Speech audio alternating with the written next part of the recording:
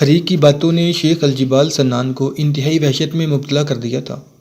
آخر طویل غور و فکر کے بعد شیخ الجبال سنان صلاح الدین ایوبی کے حقیقی ماموں شہاب الدین محمود بن تقش کے پاس پہنچا اور اسے تمام صورتحال سے باخبر کرتے ہوئے التجا کے لہجے میں بولا، تم اپنے بھانجے صلاح الدین کو روکو، وہ ہماری ہلاکت و بربادی کے در پہ ہے۔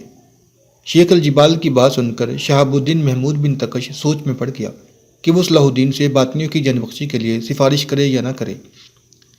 شہاب الدین کو ذہنی کشمکش کا شکار پا کر شیخ الجبال نے ایک اور شیطانی چال چلی۔ اس نے 50,000 دیناروں سے بھری ہوئی تھیلیاں صلاح الدین ایوبی کے ماموں شہاب الدین کے قدموں میں رکھ دیں اور انتہائی عاجزانہ لہجے میں بولا، اگر تم اپنے بھانجے کو اس کے خونی ارادوں سے باز رکھنے میں کامیاب ہو گئے تو میں اس سے کہیں زیادہ رقم تمہاری نظر کروں گا، بلکہ موقع بموقع تمہیں ایسے ہی قیمتی تحائف موصول ہوتے رہیں گے۔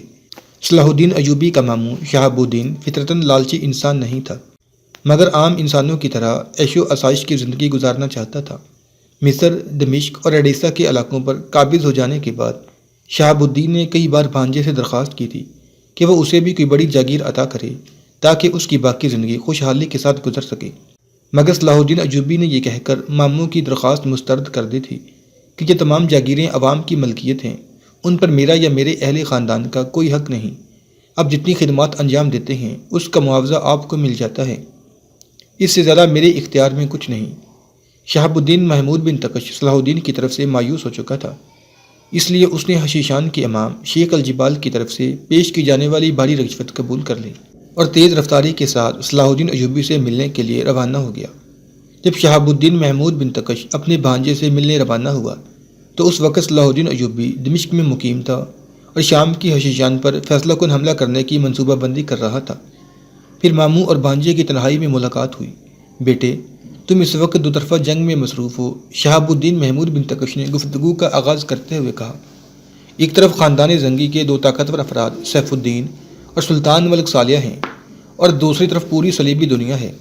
میں اپنے علم اور طویل جنگی تجربے کی بنیاد پر پوری یقین کے ساتھ کہہ سکتا ہوں کہ موجودہ صورتحال کے تناظر میں ایک تیسری طاقت سے الجھنا انتہائی غیر دانشمندی ہے۔ صلاح الدین ایوبی پوری توجہ اور انہماک سے اپنے حقیقی ماموں کی گفتگو سن رہا تھا، مگر تیسری طاقت کے ذکر پر وہ چونک اٹھا۔ تیسری طاقت سے آپ کی کیا مراد ہے؟ صلاح الدین ایوبی انتہائی مؤدبانہ لہجے میں ماموں سے مخاطب ہوا۔ میری مراد حشیشان شام سے ہے۔ شہاب الدین محمود بن تقش نے بہت احتیاط کے ساتھ گفتگو شروع کی۔ ان کا مذہبی نظریہ ہمارے عقیدے سے کچھ مختلف صحیح، مگر وہ ہیں تو مسلمان، پھر تم خامخواہ ان سے دشمنی کیوں مول لیتے ہو؟ سیاست تو اسی کا نام ہے کہ وقت ضرورت دشمن کو بھی دوست بنا لیا جائے۔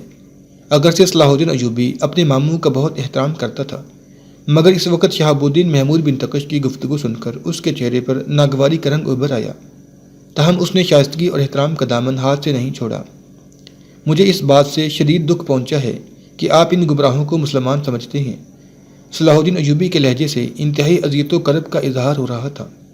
اگر یہ مسلمان نہیں تو پھر کون ہیں؟ شہاب الدین نے تیز لہجے میں پوچھا۔ ماموں کا انداز گفتگو دیکھ کر صلاح الدین ایوبی کو ایک بار پھر بہت تعجب ہوا۔ اب کی مرتبہ اس کے لہجے میں تلخی شامل ہو گئی تھی اور آواز بھی معمول سے زیادہ بلند ہو گئی تھی۔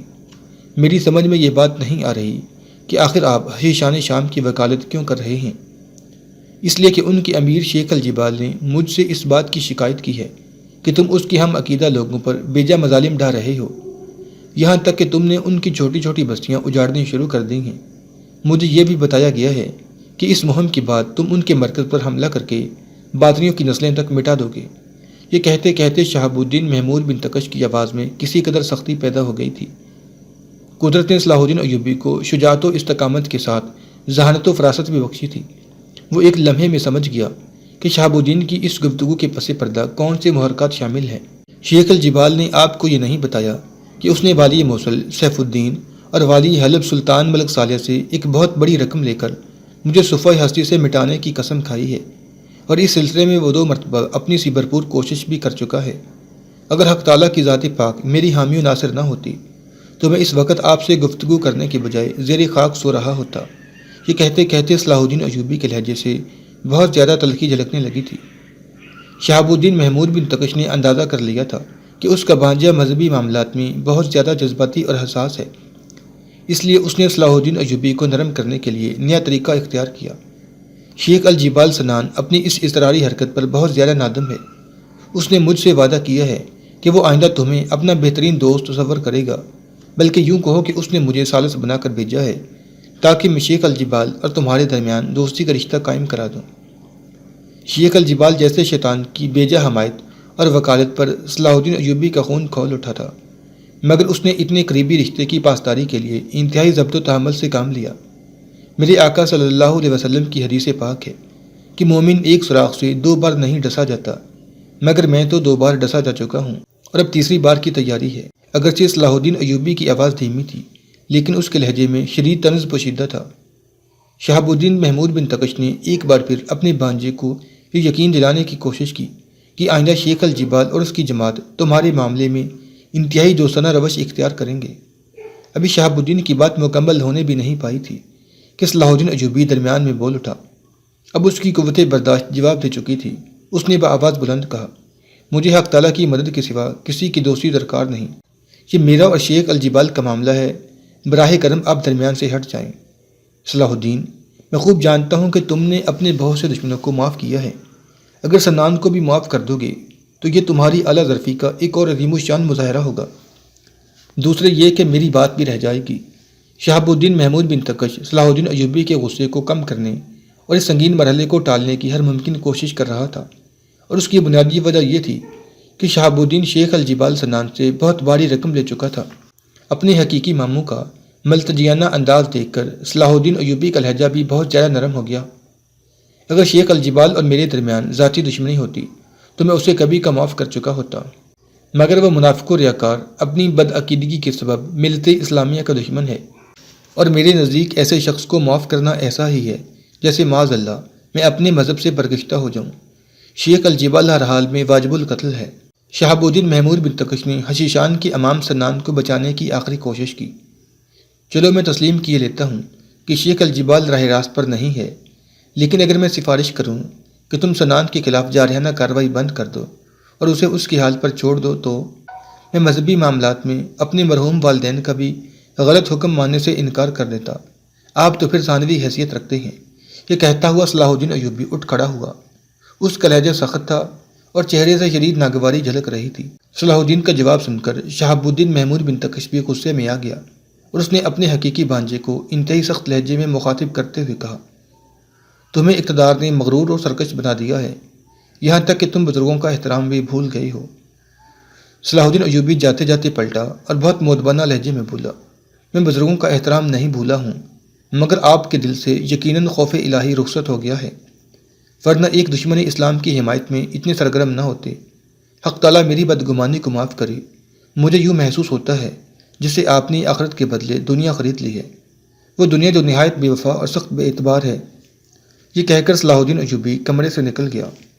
بھانجے کی طرف سے صاف انکار سن کر شہاب الدین محمود بن تقش سخت پیچ و تاب میں مبتلا تھا۔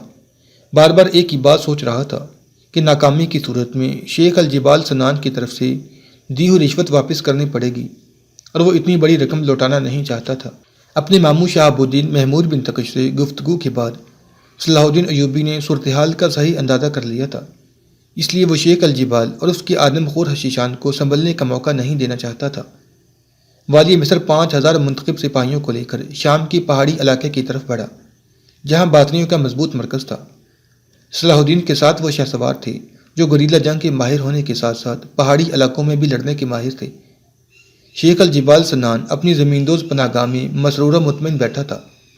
اسے یقین تھا کہ شہاب الدین محمود بن تقش کو اتنی بڑی رشوت دینے کے بعد وہ اور اس کی جماعت صلاح الدین ایوبی کی یورشوں سے ہمیشہ کے لیے محفوظ ہو جائیں گی۔ پہاڑوں کے درمیان یہ زمیندوز پناہ گاہ دراصل شیخ الجبال کی وہ زمینی جنت تھی جو اس نے اپنے امام حسن بن صبا کی تقلید میں قائم کی تھی۔ پہاڑی چٹانوں کو کاٹ کر ایک بڑا ہموار میدان بنایا گیا تھا، پھر اس پتھریلے میدان میں زرخیز علاقوں سے لا کر مٹی ڈال دی گئی تھی اور اس طرح کے انتہائی دلکش سبزہ زار بنایا گیا تھا۔ حسن بن صبا کی جنت کی طرح شیخ الجبال کی جنت ارضی میں بھی دودھ اور شہد کی نہریں بہتی تھیں، اور ہر طرف خوبصورت عورتوں کی ٹولیاں محو خرم رہتی تھیں۔ یہ وہ حوریں تھیں جو رقص و سرود کے ذریعے شیخ الجبال اور اس کے معتقد خاص کو دل بہلایا کرتی تھیں۔ ابھی شیخ الجبال اپنی جنت کے نظاروں میں گم تھا کہ صلاح الدین ایوبی کا برق رفتار لشکر شام کی حدود میں داخل ہو گیا۔ اس علاقے میں عیسائیوں کی بھی بہت بڑی تعداد موجود تھی۔ حشیشان اور صلیبیوں کے درمیان کئی سال پہلے ایک معاہدہ طے پا چکا تھا۔ اس معاہدے کی روح سے باطنی آدم خور اور شام کے مقامی عیسائی ایک دوسرے کے حلیف تھے۔ معاہدے کی صرف ایک ہی شک تھی کہ اگر کوئی بیرونی طاقت صلیبیوں پر حملہ آور ہوگی تو حشیشان کی فوج عیسائی لشکر کے ساتھ مل کر بیرونی حملہ آور کا مقابلہ کرے گی۔ اسی طرح اگر حشیشان کسی دشمن کی زد پر ہوں گے تو عیسائی فوجی اپنے تمام تر جنگی وسائل کے ساتھ باطنیوں کی مدد کریں گے۔ الغرض یہی وہ معاملہ تھا جس کے تحت شیخ الجبال سنان اپنے آپ کو زیادہ محفوظ سمجھتا تھا۔ جب صلاح الدین ایوبی کا لشکر شام کی حدود میں داخل ہوا تو عیسائیوں اور حشیشان میں کھلبلی مچ گئی۔ آج سے پہلے اتنی بڑی تعداد میں مصری فوجیوں نے شام کا رخ نہیں کیا تھا۔ صلاح الدین ایوبی کی یلغار کو آفت ناگہانی سمجھتے ہوئے صلیبیوں نے فوری طور پر صف بندی شروع کر دی اور ایک قاصد کو صلاح الدین ایوبی کے لشکر کی طرف یہ پیغام دے کر روانہ کیا: ہم عیسائی ایک امن پسند قوم ہیں اور کئی صدیوں سے مسلمانوں کے ساتھ پرسکون زندگی بسر کر رہے ہیں، پھر ہمارے علاقے پر یہ فوجی یلغار کیوں؟ والد مصر صلاح الدین ایوبی نے عیسائی سالار انتونی کا خط پڑھا اور مختصر جواب تحریر کیا: ہم اہل ایمان ہیں اور عیسائیوں سے زیادہ صلح و امن پر یقین رکھتے ہیں۔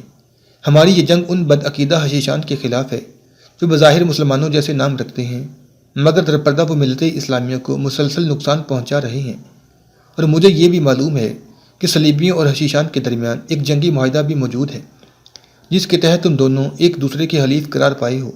میں صرف حشیشان کی سرکوبی کے لیے شام آیا ہوں۔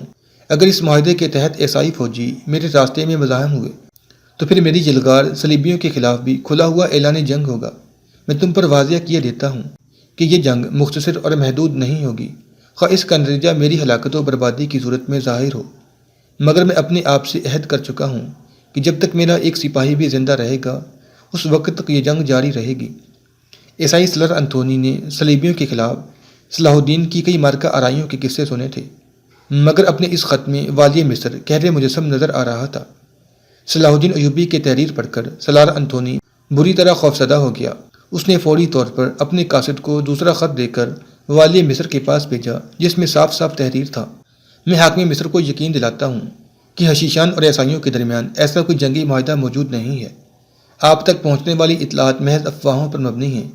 اگر آپ مجھے تحریری طور پر یقین دلا دیں کہ اس جنگ میں کسی عیسائی کو کوئی گزن نہیں پہنچے گی تو صلیبی لشکر بھی کسی قسم کی مزاحمت نہیں کرے گا۔ صلاح الدین ایوبی یہی چاہتا تھا۔ اس نے بلا تاخیر یہ تحریر لکھ کر عیسائی قاصد کے حوالے کر دی: اگر اس فوجی مہم میں شام کی عیسائیوں نے مداخلت نہیں کی تو لشکر اسلام ان کے جان و مال اور عزت و آبرو کا محافظ ہے، اور اگر ماضی کی طرح عہد شکنی سے کام لیا گیا تو ہماری شمشیریں آزاد ہیں جس کے ساتھ جیسا چاہیں سلوک کریں۔ اس کے بعد صلاح الدین ایوبی کے سپاہی شام کی حدود میں داخل ہو گئے۔ اس اچانک افتادہ سے پورا شہر سہما ہوا تھا، مگر صلاح الدین ایوبی کے نقیبوں نے گلی کوچوں میں گھوم کر عام شہریوں کو یقین دلایا تھا کہ لشکر اسلام جنگ کی غرض سے نہیں، چند باغیوں کی گرفتاری کے لیے شام کی حدود میں داخل ہوا ہے۔ عیسائی سالار انتونی نے یہاں تک تو اپنے عہد کی پاسداری کی کہ عیسائی فوج کو خاموش تماشائی بننے کا حکم دے دیا، مگر اپنے کچھ معتبر آدمیوں کو اس اطلاع کے ساتھ شیخ الجبال کے پاس بھیج دیا کہ وہ اپنے دفاعی انتظامات مضبوط تر کر لے، کیونکہ صلاح الدین ایوبی اس کی تلاش میں شام آ پہنچا ہے۔ صلاح الدین ایوبی شیخ الجبال سنان کی خفیہ مراکز کے بارے میں کچھ نہیں جانتا تھا، اس لیے اس نے مقامی معززین کو طلب کیا اور ان کے سامنے تمام صورتحال بیان کرتے ہوئے کہا: میں اس سلسلے میں آپ حضرات سے صرف اتنا تعاون چاہتا ہوں کہ ان شیاطین کی خصوصی پناہ گاہوں کی نشاندہی کر دیں تاکہ ایک ہی کوشش میں ان فتنہ گروں کا خاتمہ کیا جا سکے۔ صلاح الدین ایوبی کی بات سن کر اس وقت موجود تمام معززین شام گہری سوچ میں ڈوب گئے۔ ان کی یہ کیفیت دیکھ کر والی مصر نے یہی سمجھا کہ یہ مقامی لوگ شیخ الجبال سے خوفزدہ ہیں، اس لیے اس کے بارے میں کچھ بتانے سے گریزاں ہیں۔ صلاح الدین ایوبی نے اپنے اس اندیشے کا اظہار کیا تو شام کے ایک ممتاز عالم عبد الرحمن بن سعد نے جواباً کہا: ہم حشیشان سے خوفزدہ نہیں کہ حق و باطل کے درمیان مارکہ آرائی تو اس وقت سے ہے جب قابیل نے حضرت حابیل کی گردن پر خنجر چلایا تھا، اور یہ خیر و شر کی کشمکش اس وقت تک جاری رہے گی جب تک کہ زمین پر قیامت نازل نہیں ہو جاتی۔ امر واقعہ یہ ہے کہ وہ ایک انتہائی منظم گروہ ہے۔ کوئی نہیں جانتا کہ شیخ الجبال کے ماننے والے کہاں کہاں ہیں اور کس کس بیس میں ہیں۔ میری آپ سے بھی یہ درخواست ہے کہ پوری تحقیق کیے بغیر ہر کس و ناقص سے ملاقات نہ کریں۔ عبد الرحمن بن سعد کی بات سن کر صلاح الدین ایوبی کو چند لمحوں کے لیے وہ دونوں مناظر یاد آ گئے جب حشیشان اس کے فوجیوں کے لباس میں مصری لشکر کے اندر داخل ہو کر اس پر حملہ آور ہوئے تھے۔ شام کے معززین اور علماء بھی اسے محتاط اور ہوشیار رہنے کی تلقین کر رہے تھے۔ صلاح الدین ایوبی دوسرے ہی لمحے تصورات کی دنیا سے نکل آیا اور عبد الرحمن بن سعد سے مخاطب ہوا۔ اس کا مطلب ہے کہ میں شیخ الجبال کے مرکز یا خفیہ پناہگاہ تک نہیں پہنچ سکتا۔ والی مصر کے لہجے سے مایوسی جھلکنے لگی تھی۔ اللہ نہ کرے کہ آپ اپنے ارادوں میں ناکام ہوں۔ عبد الرحمن بن سعد کے لہجے سے صلاح الدین ایوبی کے لیے انتہائی عقیدت کا اظہار ہو رہا تھا۔ اس وقت تو آپ تمام عالم اسلام کی امیدوں کا مرکز ہیں۔ ہماری اطلاعات کے مطابق حشیشان کی پناہ گاہیں اسی سلسلہ کوثار میں ہیں، مگر یہ بات پورے یقین کے ساتھ نہیں کہی جا سکتی کہ شیخ الجبال کس پہاڑی غار میں روپوش ہے۔ یہ بھی سننے میں آیا ہے کہ فدائین کی ایک بڑی تعداد ہر وقت اس کی حفاظت کے لیے موجود رہتی ہے۔ عبد الرحمن بن سعد اور دوسرے معززین شہر کی فراہم کردہ اطلاعات اس قدر ناکافی تھیں کہ ان کے ذریعے شیخ الجبال کے صحیح ٹھکانے پر نہیں پہنچا جا سکتا تھا۔ یہ بات تو عام طور پر مشہور تھی کہ سنان شام کے سلسلہ کوثار میں رہتا ہے، اس لیے اس نے شیخ الجبال کا لقب اختیار کیا تھا۔ جب معززین شہر اور علماء کا وفد صلاح الدین ایوبی سے ملاقات کر کے واپس جانے لگا تو عبد الرحمن بن سعد نے والی مصر سے ایک درخواست کرتے ہوئے کہا، تمام اہل ایمان کی دلی خواہش ہے کہ ہمیشہ کے لیے اس فتنے کی بے خونی کر دی جائے، مگر اس کے ساتھ ہی میری یہ گزارش بھی ہے کہ آپ جب بھی اس کام کا آغاز کریں تو اسے تکمیل تک پہنچا کر ہی دم لیں۔ اگر شیخ الجبال بچ کر فرار ہو گیا تو وہ مقامی مسلمانوں کے لیے قہر مجسم بن جائے گا۔ صلاح الدین ایوبی کے خیمے کے باہر 50 مسلح محافظ پہرا دے رہے تھے اور والی مصر شدید ذہنی کشمکش کی عالم میں دونوں ہاتھ پشت پر باندھے ٹہل رہا تھا۔ اس کی سمجھ میں نہیں آ رہا تھا کہ وہ اپنے ہدف تک کس طرح پہنچے، یہاں تک کہ سوچتے سوچتے پوری رات گزر گئی۔ پھر اس نے نماز فجر ادا کی اور دیر تک بڑے پرسوز لہجے میں اپنی اس مہم کی کامیابی کے لیے دعائیں مانگتا رہا۔ پھر اسی دوران اسے ایک عجیب سا خیال آیا اور والی مصر کے چہرے پر اطمینان کی لہر دوڑ گئی۔ شب بیداری کے سبب صلاح الدین ایوبی نے کچھ دیر آرام کیا۔ پھر جب وہ نیند سے بیدار ہوا تو اس نے دوبارہ معززین شہر سے ملاقات کی خواہش ظاہر کی۔ ظہر کی نماز کے بعد تمام عمائدین شہر صلاح الدین ایوبی کے خیمے میں جمع ہوئے کہ یہاں حشیشان کی کوئی عبادت گاہ موجود ہے۔ والی مصر نے عبد الرحمن بن سعد سے سوال کیا، یہاں باطنی عقیدے سے تعلق رکھنے والے افراد کی ایک درسگاہ موجود ہے جسے وہ دارالعمل کے نام سے پکارتے ہیں۔ اسی جگہ ان کی دینی تعلیم و تربیت ہوتی ہے اور یہیں وہ اپنے طریقے سے عبادت کرتے ہیں۔ کیا ہماری اور ان کی عبادت میں فرق ہے؟ صلاح الدین ایوبی نے عبد الرحمن بن سعد سے دوسرا سوال کیا، عبادت کا کیا ذکر؟ عبد الرحمن بن سعد کے لہجے سے شدید تلخی جھلک رہی تھی۔ جب حشیشان کا پیغمبر ہی الگ ہے تو پھر ان اور ہمارا طریقہ عبادت کس طرح یکساں ہو سکتا ہے؟ یہ سب کے سب اس مردود سحر الموت حسن بن صباح کے ماننے والے ہیں، جن کی زندگی کا ایک ہی مقصد ہے کہ اہل ایمان کی صفوں میں انتشار برپا کیا جائے۔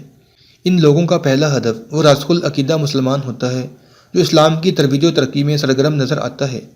کردار کی کمزور اور بے عمل مسلمان نوجوانوں کو دولت، عورت، شراب اور دنیا کے دیگر تعیشات کی ترغیب دیتے ہیں، جس کے نتیجے میں وہ لوگ اپنے آبائی مذہب سے منحرف ہو کر باطنیوں کی جماعت میں شامل ہو جاتے ہیں۔